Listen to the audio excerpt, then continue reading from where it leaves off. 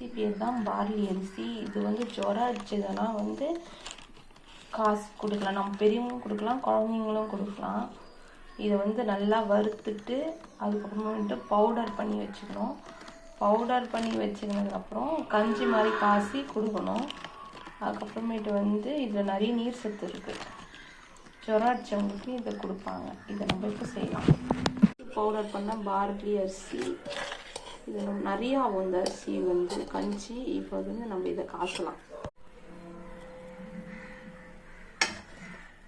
போட்டுட்டு நல்லா கலக்கி விட்டுட்டு இது நல்லா குழன்னு ஆகும்.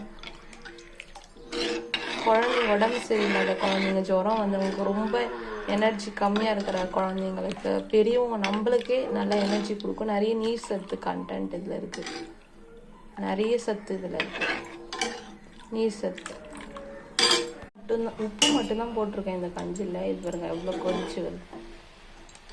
எவ்வளோ போட்டால் அவ்வளோ குழன்னு ஆகிடுச்சு. நீங்கள் கண்டிப்பாக செஞ்சு சாப்பிட்டு பாருங்கள் வீட்டில் இதே மாதிரி. இதுதான் இப்போ ரெடி ஆகிடுச்சு பார்லி கஞ்சி.